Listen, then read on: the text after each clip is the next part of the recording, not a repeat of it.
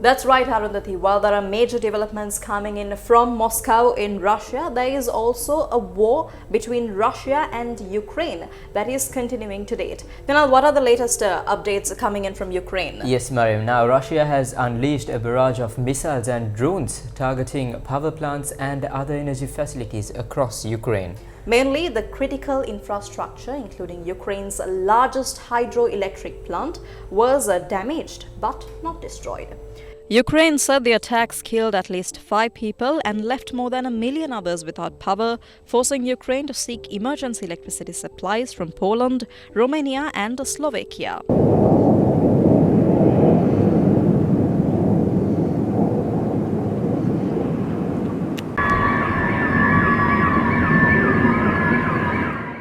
Reports suggest over 150 missiles and drones were used, making it the largest attack on Ukraine's energy grid since the war began in February 2022, that is almost 2 years ago. Now, Mariam, the attack caused widespread power outages, leaving over 1 million Ukrainians without electricity. Ukrainian President Volodymyr Zelensky said that Russia hit his country with 90 missiles and 60 Iranian-made drones in a war with people's everyday lives, reiterating his calls for Western partners to supply air defense systems.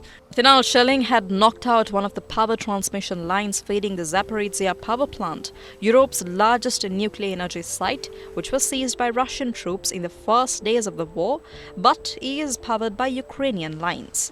The attacks follow closely on the heels of Russia's strikes on Kiev the previous day, the largest attack on Ukrainian capital in weeks, after Russian President Vladimir Putin promised retribution for strikes and incursions into Russia's border regions. Mariam, did you know that foreign media also reports the Kremlin described the attacks as revenge strikes to punish Kiev for the incursions?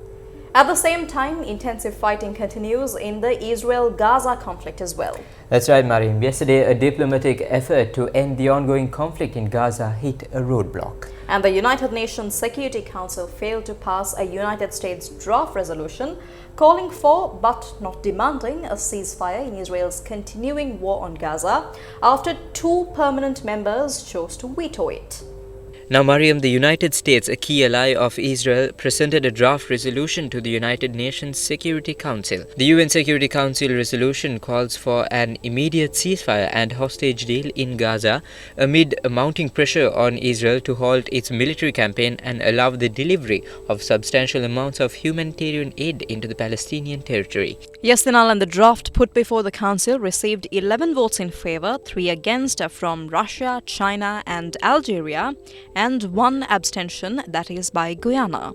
Now, Mariam, Russia accused the US of hypocrisy, arguing that the resolution didn't put enough pressure on Israel to stop its offensive in Gaza. They felt it wasn't a strong enough call for an immediate ceasefire. China echoed some of Russia's concerns and claimed the resolution lacked clarity regarding an immediate ceasefire. So, with the vetoes, the resolution failed to pass, and this leaves the situation in Gaza unresolved and continues the deadly conflict. Mariam, we also have developments coming in from the UK regarding the royal family. That's right, the Princess of Wales has said that she is in the early stages of treatment after a cancer diagnosis. In a video statement, Catherine, the Princess of Wales, said it was a huge shock after an incredibly tough couple of months. Let's take a look at her video statement. The surgery was successful. However, tests after the operation found cancer had been present. My medical team therefore advised that I should undergo a course of preventative chemotherapy, and I'm now in the early stages of that treatment. This, of course, came as a huge shock, and William and I have been doing everything we can to process and manage this privately for the sake of our young family. As you can imagine, this has taken time. It has taken me time to recover from major surgery in order to start my treatment.